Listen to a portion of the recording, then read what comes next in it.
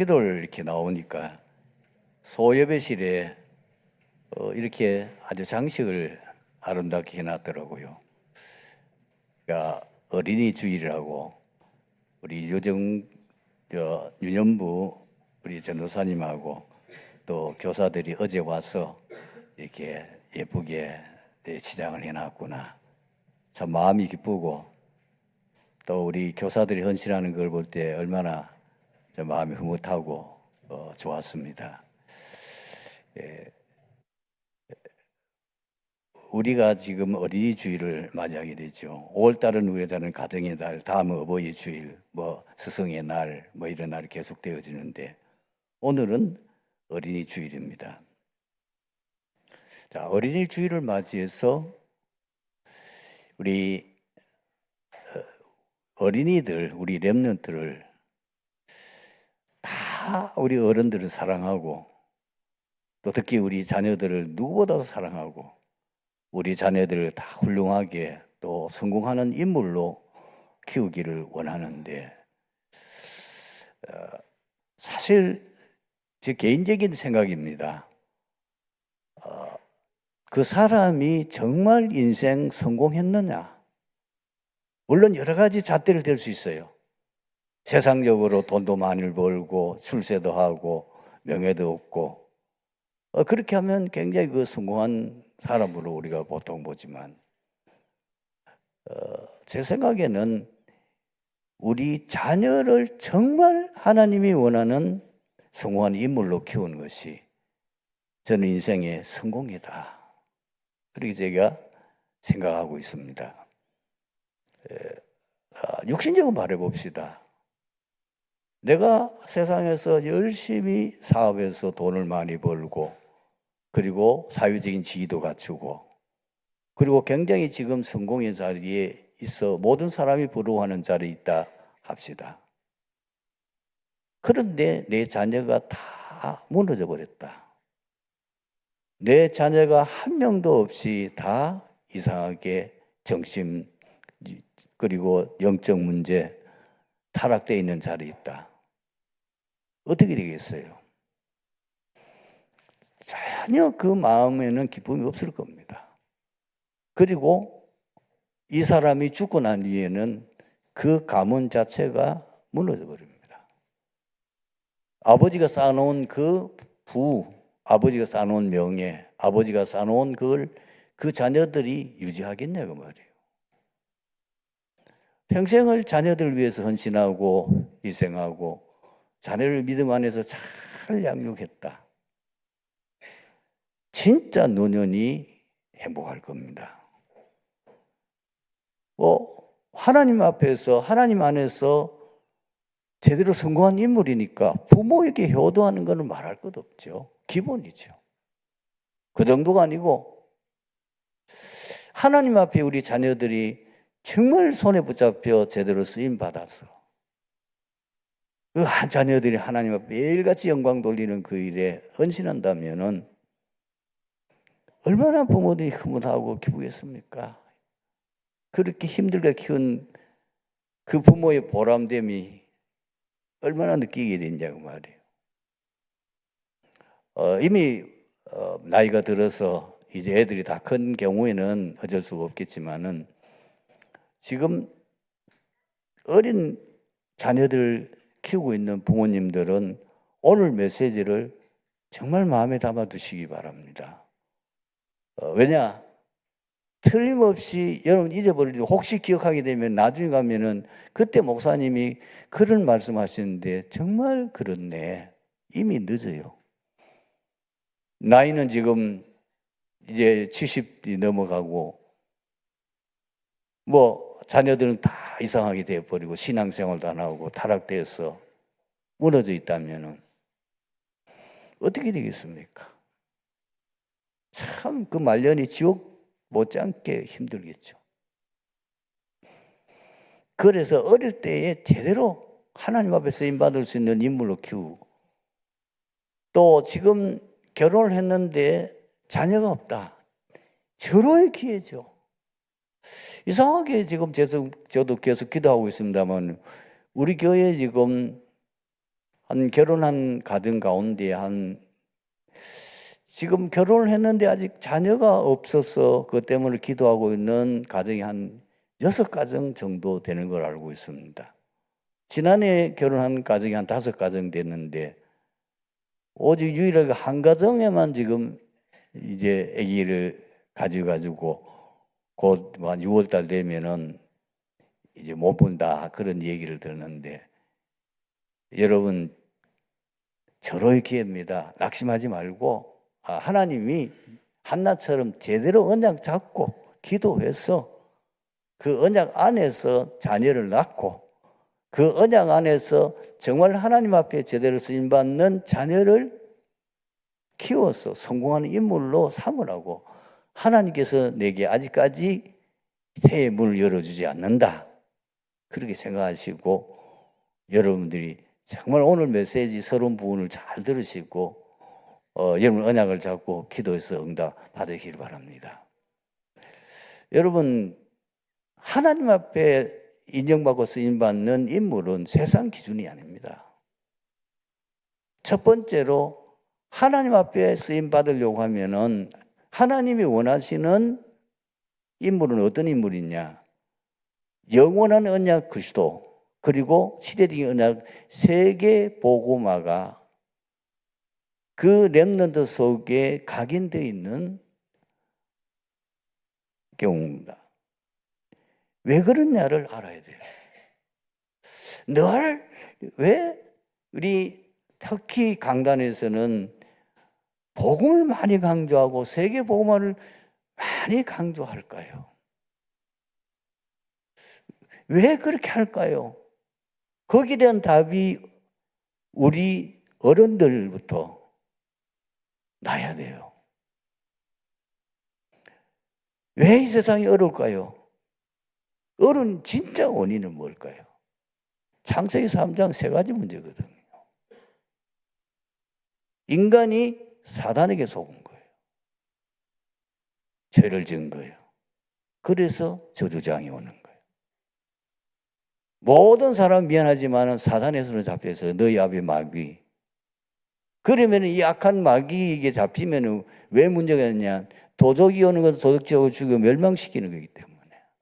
사단은 절대로 인간을 축복하지 않습니다. 인간을 멸망시키는 것이 사단이 하는 일이기 때문에 모든 사람들이 구원받지 못하면 거기에 잡혀 있어요. 그런데다가 미안하지만은 이미 배경이 지옥입니다. 그러다가 결국은 죽으면 지옥 가요. 이 원죄 3가지, 이 문제를 해결할 수 있는 길은 그리스도밖에 없어요. 그래서 그리스도께서 이 문제 해결하기 위하여 오셨잖아요. 하나님 만날 수 있는, 지옥 문제 해결할 수 있는 선지자, 죄 문제 해결할 수 있는 제사장, 그리고 사단의 문제를 해결할 수 있는 왕. 근데 세상 선지자나 세상 제사장이나 세상 왕 가지고는 안 돼요. 그래서 참 왕, 참 제사장, 참 선지자로 예수님이 그리스도로 오신 것입니다. 그 그리스도를 믿음으로 통해서만 이 재앙이 해결될 수 있단 말이에요. 다른 거로는 이 문제가 해결될 수가 없는 거예요. 이게 이제 아이들 속에 각인이 돼요. 그리고 하나님께서는 이 복음을 우리만 알고 누리라고 한 것이 아니고 이 복음을 천하 만민들에게 다 알려서 그 복음을 듣고 구원받을 수 있도록 하라고 하는 시대적인 세계복음화의 사명을 주신 겁니다. 이제 될 수 있으면 아이들로 하여금 이 내용을 충분하게 각인시키는, 똑같은 말을 반복하면 지루하고 그리고 힘들잖아요. 또 했던 말 또 또 한다. 이래 되니까 이스라엘 역사를 가지고 쭉 설명하면 돼요. 사실 구약은 뭐예요? 이스라엘 역사의 얘기잖아요.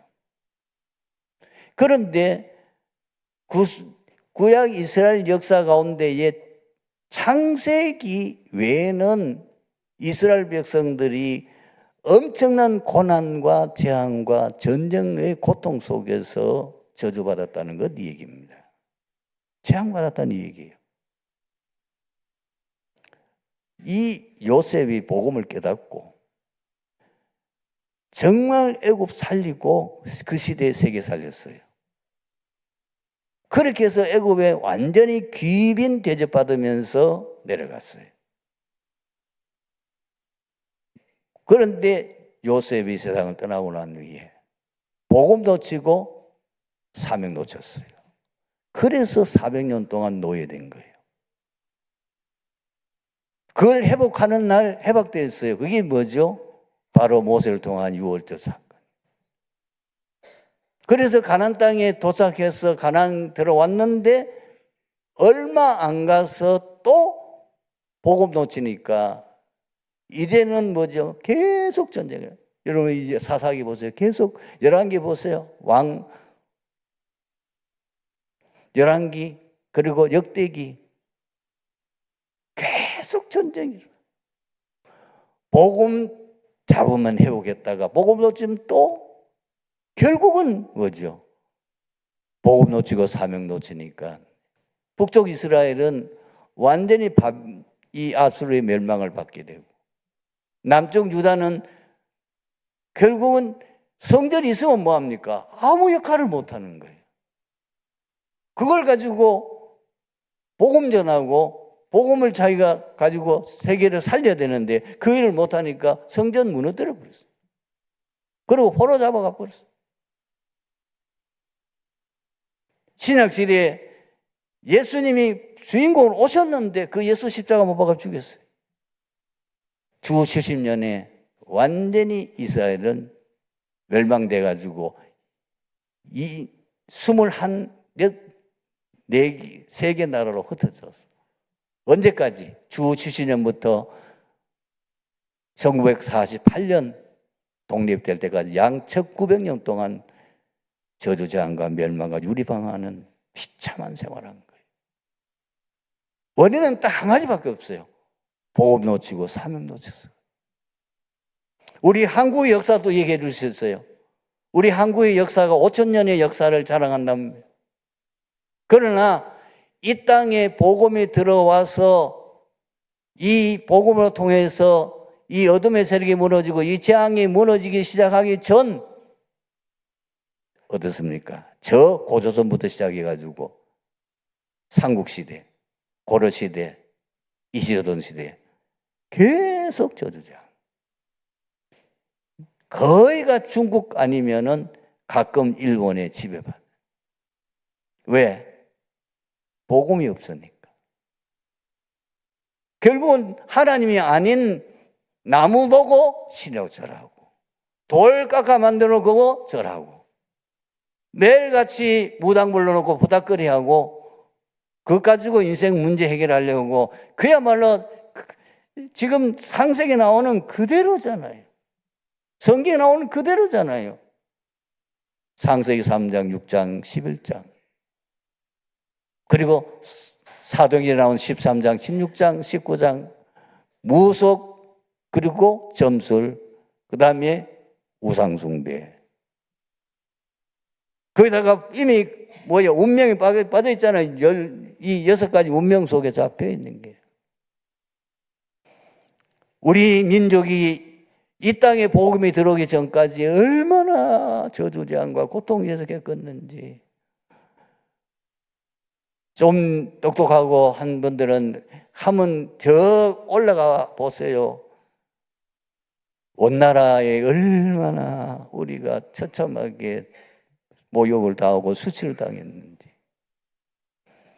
이 나라의 왕을 모셔가지고 늘 저 중국에 가서 사장하고 빌어가지고 그 허락받아야 왕 세웠어요. 이게 우리나라 역사예요. 그런데 이상하죠. 복음에 들어와서 우리 민족이 복음을 받고 마을마다 교회가 세워지고 그리고 그 정도가 아니고 이제 우리도 세계 선교하자. 이 복음을 받았으니까 우리가 이 복음을 가지고 받은 이걸 가지고 우리 선교사들이 우리에게 복음을 전하는 거, 이걸 가지고 이제는 우리는 이 복음 듣지 못한 온 세상에 복음 전하자. 세계 선교하는 국가가 되니까 세계 6번째 잘 사는 나라로 선진국으로 바뀌었어요. 정치를 잘해서 그렇습니까? 우리나라가 뭐 바뀐 게 뭐 있습니까? 한 가지밖에 없어요. 그리스도 세계복음화. 오직 그것 때문에 이 땅에 재앙이 무너지고 하나님이 막 축복을 쏟아부은 거예요. 지금 K-팝이라든지 한국 문화가 막 전 세계로 확산되는 것은 다른 이유 아닙니다. 복음 전하는 그것 때문에. 이런 것을 통해서 아이들에게 왜 그리스도로 해야 되느냐? 당위성. 왜 세계복음화해야 되느냐? 결국은 선교냐 재앙이냐 선택해야 돼요. 이게 이스라엘 역사요. 그것이 우리 한국의 역사요. 그리고 세계 왜 전쟁이 12,000번이나 특히 강대국이 네피림이 강대국을 세워가지고 그 강대국이 세계를 전쟁을 통해서 엄청난 재앙을 12,000번이나 올렸잖아요. 왜? 복음이 없으니까. 복음 전해야 되는데 강독에 복음 전하는 사람이 없으니까 그런 결과가 오게 된 거라고 말이에요. 우리 자녀들 가슴 속에 이게 각인이 돼버려요. 정말 이게 당위성, 필연성 절대 이게 우리 민족 살기는 길밖에 없구나. 이 세계 살리는 길은 이거밖에 없다는 것이 각인이 탁 돼버려요. 이 비전 가지고 네가 앞으로 어떻게 이 일에 헌신할 거냐? 너는 어떤 비전을 가지고 갈 거냐? 어느 정도 꿈에 나올 정도로 드림이 될 정도. 그러면 우리는 원래 하나님의 형상을 가진 존재 아닙니까? 이제 예수 믿고 우리가 재창조돼서 형상을 회복을 했으니까 우리가 그걸 붙잡고 24시 하고 있으면은 하나님의 보좌의 능력이 내게 임하여 내 능력과 상관없이 하나님이 역사하셔서 영원한 작품을 남기는 게 이 CVDIP 나오는 거죠. 이게 다 아이들 속에. 그리고 여러분들이 이제 가장 잘 못하면서 해야 될 부분이 뭐냐면 아이들 보면 누구는 속 터져요. 그렇죠? 말 듣습니까? 공부도 안 하지, 애먹이지. 그러니까 부모들이 애들하고 싸우기도 하고 막 다 굉장히 말로 하는데 소용없어요. 더 빗나가요. 딱 하나님께 맡기고 기도하세요. 정말 하나님께 맡기고 우리 렘넌트를 변화시키는 것은 하나님밖에 없어요. 하나님 외에는 방법이 없어. 분명히 기도하면은 우리는 알고 있잖아요. 기도는 영적 과학이다. 기도할 때에 성령이 역사하시고 흑암이 무너지고 천군천사가 동원되고 분명히 현장에 눈에 보이는 하나님 증거 주신다. 우리 기도는 하나도 땅에 떨어지지 않고 그대로 하늘 보좌에 상달된다. 요한계시록 8장 3절에서 5절에 우리 기도는 하나도 여러분 헛되이 없습니다. 다 보좌로 올라갑니다. 그리고 그 기도는 100% 응답됩니다. 여러분이 기도했는데 응답 안 됩니까? 그게 응답이에요. 여러분의 기도는 너무 눈앞에 보이거나 감정적이거나 그렇지 않으면 우리가 틀린 기도를 많이 해요. 만약에 하나님 우리 기도 응답한다면 이 세상은 완전히 지옥이 될 겁니다. 솔직히 고백하세요. 남 저주 안 했습니까? 너무 미우니까 어떤 사람 막 저주 그대로 해보면 어떻게 돼요? 그 사람 나 저주하면 나는 다 지옥 되지. 다 지옥 가야 돼. 아무도 구원받을 수 없어요. 하나님이 들어도 모른 척해요. 하나님이 다 듣고 판단해서 내 인생의 처음부터 마지막까지 이미 하나님이 완전한 계획을 가지고 나를 부르시고 인도하고 계세요. 그래서 내가 어떻게 기도하지는 상관없습니다. 기도하는 그 자체가 중요해요. 하나님께서 깨닫게 하셔서 나를 바르게 기도하게 하실 겁니다.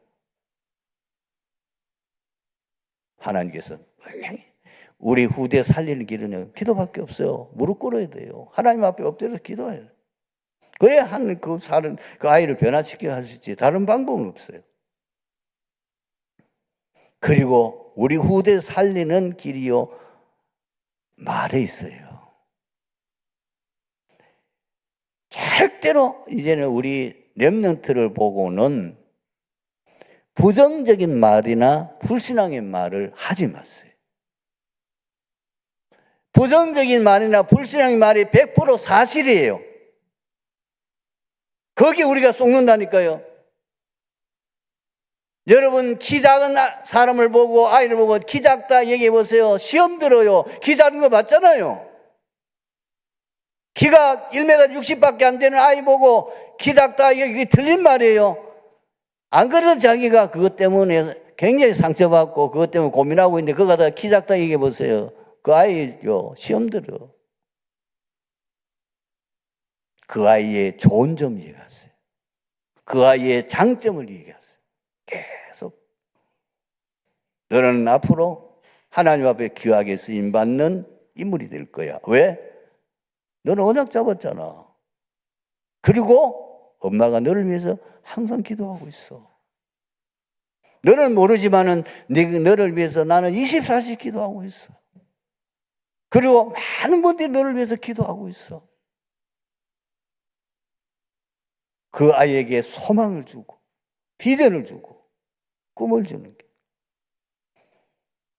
전도회 포럼할 때에 불신앙의 포럼하지 마세요. 그 전도에 모이지 말아요. 조심하셔야 됩니다. 우리도 모르게요. 내가 하는 불신앙 때문에 많은 사람들이 상처받고 시험 들어가지고 병들어요. 우리는 너무 몰랐어요. 우리도 모르게 이런 실수를 너무 많이 했다고. 특히 우리 후대 렘넌트들은요, 정말입니다, 여러분. 그 말대로 된다니까요. 좋은 장점 얘기하고, 그리고 하나님의 자녀니까 분명히 성공할 수밖에 없는 인물로 하나님 특별히 부르셨잖아요. 말이 너무 중요합니다. 여러분, 직접적으로 어떤 아이를 보고 말하지 않아도 옆에서 어른들이 자꾸 교회에서 불신앙 말하고 부정적인 말하면 그 아이 시험 든다고, 그 아이 영혼 죽인다고 기억하셔야 돼요. 오다 가다 들었는데 힘 빠져요. 불신앙이 얼마나 무서운지를 우리는 너무너무 모르고 살아왔어요. 저도 그렇고, 저도 과거에 많은 실수를 했어요. 본문은 하나님께 예배하는 것에 대하여 예수님과 수가 동네 여인이 대한 것을 기록한 것입니다. 이때 예수님께서 참된 예배 드림에 대하여 말씀하셨습니다. 참된 예배 드림이 얼마나 중요한 것을 성경이 증거하고 있습니다. 참된 예배 성공이 바로 인생 성공과 직결되어 있음을 알 수 있습니다. 아무리 세상적으로 성공 출세한 자리에 있어도 참된 예배에 실패한 사람들은 결국 인생 실패했습니다. 참된 예배의 성공이 인생 성공의 비밀을 확신하고 예배에 반드시 승리하시기를 바랍니다. 그러면 참된 예배를 우리가 어떻게 드려야 될까요? 첫 번째로 참된 예배에 있어서는요, 예배 대상을 바로 알아야 돼요. 오늘 본문에 어떻게 기록되어 있습니까? 하나님은 영이시니 그렇습니다. 우리의 예배 대상은 오직 한 분, 성삼위 하나님입니다. 그 하나님이 어떤 하나님인지 이사야서 57장 15절에 이렇게 말을 하고 있습니다. 지극히 존귀하며 영원히 거하시며 거룩하다 이름하는 이가 그렇습니다. 분명히 성경을 밝힙니다. 성삼위 하나님 외에는 다른 신이 없다. 많은 성경이 있지만 그 중에 대표적으로 이사야서 45장 5절, 6절 보면 나와 있습니다. 나는 여호와라, 나 외에 다른 이가 없나니 나밖에 신이 없느니라. 해 뜨는 곳에든지 지는 곳에든지 나밖에 다른 이가 없는 줄을 알게 하리라. 나는 여호와라, 다른 이가 없느니라. 그럼 다른 건 뭡니까? 다른 거는 사단을 섬기는 거예요. 다른 신을 섬기는 건 결국은 사단 섬기는 것이고, 형상을 만들어 섬기는 그것은 우상 숭배예요. 역시 이사야서 40장 19절에서 20절에 말씀하고 있습니다. 우상을 뭐냐? 장인이 부어 만들었고 장색이 금으로 입혔고 또 은사슬을 만든 것이니라. 궁핍한 자는 거제를 드릴 때에 썩지 않은 나무를 택하고 지혜로운 장인을 구하여 우상을 만들어 흔들리지 아니하도록 세우느니라. 무슨 신이? 지들이 혼자 서지도 못하는 게 사람이 붙들어 세워야 되는 거예요. 그게 무슨 신입니까? 그래서 하나님 아닌 다른 걸 섬기는 그거는 결국은 사단을 숭배하는 것이요, 그거는 결국 우상 숭배하는 것이기 때문에 엄청난 저주장이 후손들까지 임한다고 10계명 가운데 1계명, 2계명에서 분명히 밝혔잖아요. 출애굽기 20장 3절에서 5절 보면 이렇게 이루어지죠. 너는 나 외에 다른 신을 내게 두지 말라. 너를 위하여 새긴 우상을 만들지 말고 또 위로 하늘에 있는 것이나 아래 땅에 있는 것이나 땅 아래 물속에 있는 어떤 형상이든 만들지 말며 그것들에게 절하지 말며 그것들을 섬기지 말라. 나 내 하나님 여호와는 질투하는 하나님인즉 나를 미워하는 죄를 갚되 아버지로부터 아들까지 3, 4대까지 이르게 하거니와. 여러분, 평생 자기는 잘한다고 복 받으려고 부처 앞에 가 절하고 그리고 형상 만들어서 빌고 복 받으려고 했는데 그게 자손 대대로 망하는 저주가 된다는 것, 성경 외에는 밝힌 데가 없어요. 이게 얼마나 저주인지를 보여주는 거죠. 두 번째, 예배 방식을 성경은 밝혔습니다. 오늘 본문에 나와 있어요. 24절에 그렇죠. 하나님은 영이시기 때문에 예배하는 자가 영과 진리로 예배하라. 어떻게 예배한단 말이에요? 영으로 예배 드리는 것입니다. 영으로 예배 드리는 것은 하나님이 영이시기 때문에 영적으로 만나는 걸 말합니다. 기독교를 만약에 복음인데 종교로 말한다면 이 기독교와 다른 종교의 차이가 뭡니까? 다른 종교는 신전에 가보면 전부 우상이 있어요. 심지어 기독교를 빙자한 천주교도 가보면은 그게 우상 가득 찹니다. 오늘 여기에 우리 남미에서 오신 목사님들, 그러고 선교사님, 중직자 한 분 이래가지고 한 7명이 참석하셨는데 물어보세요. 교회만 아무 형상이 없어요. 왜? 하나님은 영이시고 지금 우리 눈에 보이지만 여기에 계세요. 우리 안에 계세요. 그렇기 때문에 우리는 어떤 형상을 만들어 섬기는 게 아니라 영적으로 만나. 어떻게 언제 만납니까? 예배 드릴 때, 특히 말씀, 기도, 찬양. 영적 임재를 못 느낀다면 그 예배는 참된 예배가 아니에요. 말씀 들을 때 내 마음에 감동이 오고, 기도할 때 감동이 오고, 찬양할 때 은혜가 되고, 그거는 바른 예배 드리고 있는 증거예요. 지금 하나님이 영으로 임재하고 그것을 느끼고 있다는 증거죠. 그리고 하나님께서 기뻐하시는 거룩한 산 제물로 우리 몸을 드리는 겁니다. 그것이 로마서 12장 1절에 그러므로 형제들아 내가 하나님의 모든 자비하심으로써 너희를 권하노니 너희 몸을 하나님이 기뻐하시는 거룩한 산 제물로 드리라. 이는 너희가 드릴 영적 예배니라. 여기신 하나님께 우리가 어떻게 영으로 예배 드리냐면 전 모든 것 인격을 적으로 드리는 걸 말합니다. 여러분들이 잘못하면은 몸만 여기 와 있고 마음이 다른 데 있다면 그거는 가짜 예배입니다. 몸과 마음과 영혼이 주님을 향해 있어야 됩니다. 그리고 진리로 드리는 예배를 말합니다. 진리로 드리는 예배는 어떤 예배입니까? 성경이 계시하시고 가르치시는 진리의 말씀대로 예배 드리는 걸 말합니다. 그리고 진리신 예수 그리스도를 믿고 고백하는 예배입니다. 오늘 여러분 본문 가운데 잘 이해되지 않는 구절이 있었을 겁니다. 그게 뭐냐면 22절이죠. 이는 구원이 유대인에게서 남이되라. 이 말은 하나님께서 이 구원의 비밀을 은혜를 주셨는데 유대인에게 맡겼다 그 말이에요.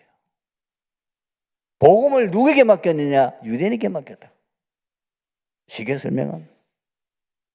그러면 우리가 하나님 앞에 예배드리는 하나님 드리는 예수가 진리잖아요. 내가 곧 길이요 진리요 생명이니. 진리신 예수 그리스도를 여러분이 이 시간 믿고 고백한 이 가운데 흑암이 무너진다고 말입니다.